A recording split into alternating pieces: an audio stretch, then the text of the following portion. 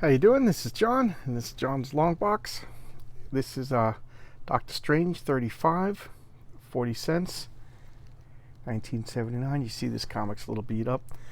I'm not sure if I got this at a subscription, in the mail, or if I bought this at the store. I remember Doctor Strange comics were tough for me to find anyway. So after I got a few, I subscribed, and it was pretty much my only subscription. Uh, they would come in with just like a paper, like a grocery bag wrapped up, and they would get beat up in the mail. But at the time, I didn't care about condition of comics or anything like that. I just wanted to get the comics. So I don't know if I bought this in a comic book store or if I got it in a subscription. But this was, I kind of got like obsessed with Doctor Strange because it was so hard to find. I don't know why. Because I think at the time, I don't, I got it at candy stores, and I don't think candy stores actually ordered. I think they just, said, we want comics, and every month, like, the distributor just sent them an assortment.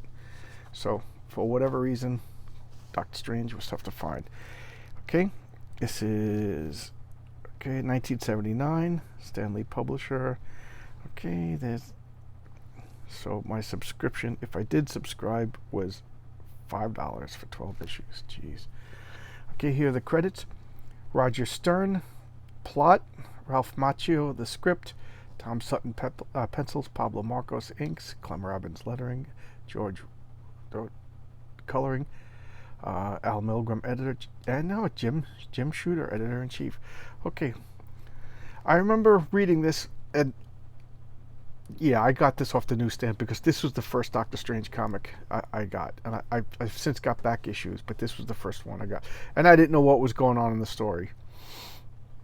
So I didn't know that this is the Black Knight, Dane Whitman, who it's going to be played by Kit Harington in the Eternals movie.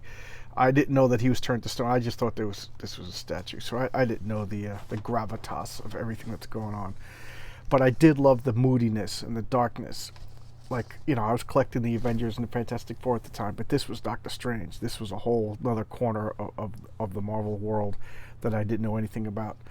And I just thought that this dark art style fit, all these bright superheroes seem kind of out of place in Doctor Strange's home. This is darkness, and, he recited these spells, and I didn't know what was going on. I take it back. I got some Doctor Strange comics from the library, the small pocket edition. So I read the original Ditkos at this point. So he uses his power and reassembles what I thought was a statue, and then it's reformed. And this I always thought was cool. This is Clea. He rescued her from Dormammu, and she became his disciple. So she is next in line. He's training her, and I think later on in within like around 2015 or so, she took over. There's been a series of replacement Doctor Stranges. Here come the Trons, the Micronaut robot clowns that make you laugh. Yeah, I used to love the Micronaut toys as a kid, and I loved the Micronaut comics. I remember this panel. He takes this sword and he lifts it and smashes the stone coating. And this was the Black Knight's black blade, the ebony blade. It was this magic sword. So, again, I didn't know what was going on at the time as a kid. But they're trying to, obviously, help their friend, and he was an Avenger at the time. So he wraps up the sword, casts an illusion, and they're just walking around. I love that they cast an illusion so that their clothes are almost nobody bother, but they walk around with a big freaking sword, Greenwich Village. And then this creep is spying on him from another dimension. The Dweller. Okay. Here he is, spying on them, checking them out. And the Dweller takes this poor schlub and uses him for his purpose, his evil purpose, We got some ads. Again, we keep seeing the same ads because I keep going back to this same era of comics. I mean, it's this Jim Shooter time was just so good. And he, goes after the hot dog vendors. This is typical Manhattan. Well, not typical Manhattan that people are attacking hot dog vendors, but you see hot dog vendors, crowds, and stuff like that. I don't know if the hot dog vendors are easy to explode. But he blows up, and then from the ashes, this smoke demon. This panel has been with me for decades. You see, Clea knows magic. She's his apprentice. So Doctor Strange drops the illusion, goes after. I just thought this was that's the wash is done. I just love this smoke demon. New Fantabulous. The Rage Cage. Yeah, I think this was like a Hulk that expanded, like it inflated and broke out of a cage. Pretty crummy toy. Become a cop, become a law officer. So here they are, they're both flying around battling this smoke demon. I love the rings. Doctor Strange, he was almost drawn the same as Tony Stark at the time. I did think that Benedict Cumberbatch was a good casting call. For the most part, the Marvel movies do pretty good with the casting. And then the Dweller in Darkness is just watching, and they're trying to capture this Ditko-esque world. You could definitely tell with the elongated arms. They're copying a Ditko style. You see here he is in his dimension. And these are all past Doctor Strange villains. I forget this guy's name, but this is Tiburo. Is that? I don't know. I thought that was whatchamacallem, Dormammu, but it wasn't. And this is Umar.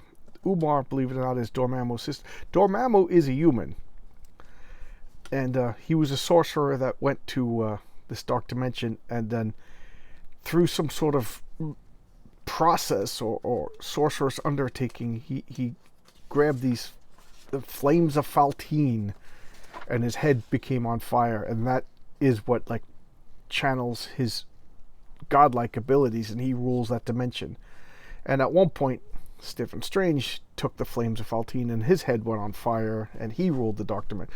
So the movie portrays him as this otherworldly, gigantic being, but he's like Doctor Strange. He's just a sorcerer that from another world that achieved secrets unknowable. I love this. He's opening up this arcane window, and these creatures come out. The only problem with Doctor Strange is he has plot powers, like Silver Surfer. He could just do whatever is necessary for the plot. Whoppers, get a sailplane, get a Whopper sailplane. And this always, I don't know, this kind of stuck with me as a kid. I just remember the demon sends this, and this horrible harpy thing is just torturing this guy. And I still don't understand. I got to reread this. As an adult, maybe I don't understand, but I didn't understand his motivation, what exactly he was doing. But I was just very fascinated by this, And at this point, The Exorcist was big, Rosemary's Baby. So there was a lot of demons and devil and Satan and whatever happens to Rosemary's Baby. So this Doctor Strange just fit in with him fighting these demonic, hellish things. I love this. She does this spell power clap and excises these demons back into their world. She was tough too, Clea, or still is tough. She's still around. So he's watching from his dimension, Doctor Strange fighting, and I think he's pulling stuff from another dimension and sending it over. These creatures are in pain. They don't want to do it. Doctor Strange now is dealing with this original smoke beast. See Doctor Strange 30. Oh, one thing to note is Doctor Strange. This series is Doctor Strange's second series. The first series was Strange Tales, and I think it was 111 debuted Doctor Strange. So it was Strange Tales 111, and it was half the Human Torch, half Doctor Strange in the same comic. I told you about that deal that Marvel Comics had with DC was distributing their comics, and they limited how many comics they could put on the shelves every month. So Marvel wanted to get their characters out there, so they would take a 32-page comic, which was 22 pages, because the other 11 pages were ads and letters pages and stuff like that. So you'd have 11 pages of Doctor Strange, 11 pages of the Human Torch, and another comic you'd have 11 pages of Iron Man and 11 pages of Captain America, and another comic you'd have 11 pages of I forget the order. It was like Ant-Man, and then sometimes they would just have like backup stories that didn't really belong anywhere else. And then when that deal ended, they gave all these characters their own stories. Well, Strange Tales, I think it was 178 was the last Strange Tales, and then Doctor Strange just started with like 179, Doctor Strange. And I forget what issue that ended, and then they started again the second series with number 1. So this is the second series of Doctor Strange. Okay, and here he is. This goes back to the Kirby days. He would make these like swirling vortex portals to other dimensions, and not Kirby, Ditko, I'm sorry. And here they are, blasting. This is the symbol of the Vishanti. Vishanti is like I think like a group of arcane beings that he implores for powers. So when he's a sorcerer, he pulls power from a source. It's the Vishanti that give them, and they're like holy, like angelic beings. And okay, here's more ads. Tonga banana stamp. Sell some grit. Still don't know what grit is. Never found out. And here he is, just blasted. I mean, it might as well be laser guns and laser beams. And I look. Somebody made a comment that it took a while to read these, and I have to agree. It took a long time to read, especially if you saw that Twisted Tales that I did yesterday. The comics. Now I'm going to sound like an old man, but the comics back then, you sat down and you read them for like. This would take you 40 minutes to read and look at the pictures and read, and I hate to say it, but like that Invincible #1, it takes you 10 minutes to read that. There's not as much word, there's not as much happens. That's exactly what the comet was. Seems like a lot happened. That was the comet for the Fantastic Four. Somebody said it looks like a lot happened in that particular comic, and I have to agree. A lot happened. I got to find my Spirit comics because they were 8-page stories, and so much happened in 8 pages. Amazing. So this poor human got dragged by this harpy thing into the other dimension, and he's falling, and he comes through, gets in a taxi, and I'm getting out of here. I don't blame him. And then this thing just belts Doctor Strange. And Doctor Strange just get a little overpowered. He's not a physical juggernaut. Some of the writers have him like, first you have to master your body in martial arts before you can do mystic arts. So over the course of his times, he was a badass fighter, and sometimes he was just not a badass fighter. Okay, this is the Bullpen Bulletins. This is a great X-Men comic. Oh wow, the Fantastic Four. This was the cartoon, with Herbie the robot. And I remember I was told that the reason why the Human Torch was not in there because they were afraid that kids would light themselves on fire. And in fact, they addressed that in the comics. But the truth is that the Human Torch was, the rights to the Human Torch was tied up in litigation limbo for a cartoon that never happened. So that's why they had the Herbie the Robot Fantastic Four cartoon. Hotshot is back. That's Hotshot. And, you beat him with Twinkies. Again, I have said over and over again, if you want to defeat me, toss Twinkies at me, not fruit pies. So here he is. She magics the ebony blade, and it passes right through him, and then Doctor Strange wallops it with Dane Whitman's ebony blade. And I'm not sure, but I think that blade was super enchanted, that it only harmed the guilty, it never harmed the innocent. So I don't know, I could be wrong. And he just bashes him, and the sword also was enchanted to break spells, so it freed the person who was the host for this horrible magic. And there's Doctor Strange's home. You've seen it in the Doctor Strange movie. In the movie, this is just his house.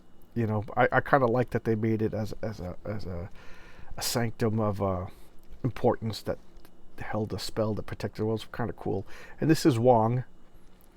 Wong was his butler. This Wong was Doctor Strange's Alfred. I know they made him better in the movie. If you ask me, he was just a nobody character.